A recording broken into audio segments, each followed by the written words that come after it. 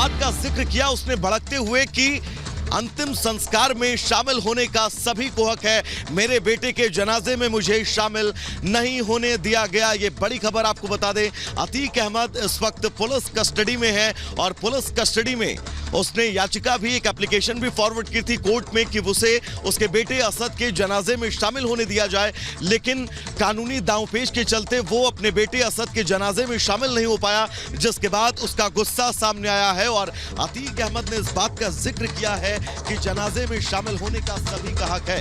दरअसल असद का यहीं पर अब से थोड़ी देर पहले उसे मिट्टी दी गई है, अंतिम संस्कार उसका पूरा हुआ है, पूरे इस्लामिक विधि विधान के साथ उसे जो है वो कब्र में दफनाया गया। इस बीच अतीक अहमद ने बिल्कुल लास्ट में इस बात का भी जिक्र किया था पुलिस वालों से कि मोबाइल फोन के जरिए ही सही, लेकिन उसे उसके बेटे असद के अंतिम दर्शन करने दिए जाएं। लेकिन जब वो इन तमाम प्रयासों में असफल रहा तो उसका गुस्सा जो है वो सामने आया हो और गुस्से में उसने इस बात का जिक्र किया है कि अंतिम संस्कार में जनाजे में शामिल होने का हक सभी को है और यह हक मुझसे छीना गया है। बड़ी खबर और बड़ी अपडेट एक हम आप तक पहुंचा रहे हैं, तस्वीरें भी हम आपको लगातार दिखा रहे हैं। अभिषेक, एक बार तस्वीर यहां पर दिखाइएगा। यहां पर अब कब्रिस्तान से तमाम लोग जो जनाजे में शामिल हुए थे वो बाहर निकल रहे हैं, मिट्टी देकर वो बाहर निकल रहे हैं और बाहर निकलकर तमाम लोग ऐसे हैं जिन्होंने मीडिया से बातचीत भी नहीं की। उनका यह कहना था कि वो मिट्टी देकर अब बाहर निकल चुके हैं। उसके पहले सुरक्षा व्यवस्था यहां पर किस तरह से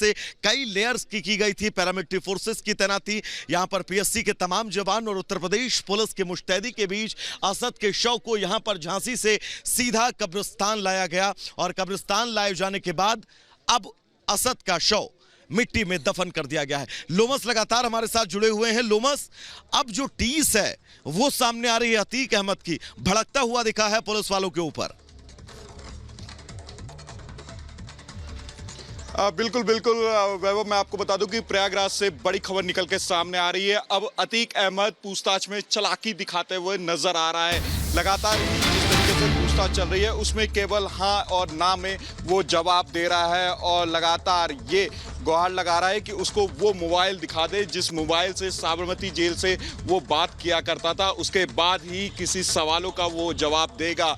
जिस मोबाइल के जरिए उसने पूरे हत्याकांड को अंजाम दिया, उस मोबाइल की जानकारी लगातार वो जो जांच अधिकारी कर रहे हैं उनसे वो पूछ रहा है। तो कहीं ना कहीं आप देख सकते हैं अतीक अहमद इस सवाल जवाब से बचते हुए नजर आ रहा है, केवल हाँ और ना में जवाब दे रहा है। और साथ में आपको बता दें कि जिस तरीके से यूपी पुलिस कार्रवाई कर रही है, यूपी एसटीएफ कार्रवाई कर रही है और यूपी एटीएस कार्रवाई कर रही है, कहीं ना कहीं अतीक अहमद डरा हुआ है। लगातार ही उसके ठिकानों पे छापेमारी करने का काम यूपी एटीएस हो या यूपी एसटीएफ हो वो कर रही है। और साफ तौर पे आप देख सकते हैं जिस तरीके से उमेश पाल हत्याकांड को अंजाम दिया गया, असद जो कि अतीक का बेटा था उसने पूरी प्लानिंग कर रखी थी और उसने पैसे के बंटवारों को लेकर के भी पूरी प्लानिंग कर रखी थी। जब उमेश पाल की हत्या करनी थी और उसके बाद किस तरीके से अपने गुर्गों तक वो 80 लाख रुपए को डिस्ट्रीब्यूट करना था, उसकी भी प्लानिंग असद के द्वारा की हुई थी। और ये पैसा बताया जा रहा है कि लखनऊ के एक बिल्डर के तरफ से दिया गया था और उस बिल्डर पे भी लगातार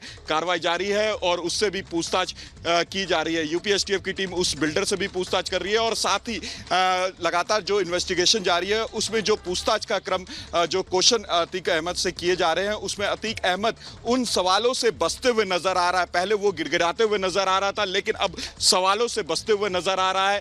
सवाल यही उठता है कि वो अतीक जो पहले पुलिस वालों को डराता था, जो पुलिस वालों को पहले धमकाता था, जो पुलिस वालों पे रौब जमाता था, आज वो उन्हीं पुलिस वालों ठीक है लोमस, बहुत ही महत्वपूर्ण जानकारी अपने ग्राउंड जीरो से हमारे दर्शकों तक पहुंचाई है। लगातार आपसे जानकारी लेते रहेंगे। फिलहाल आपका बहुत शुक्रिया।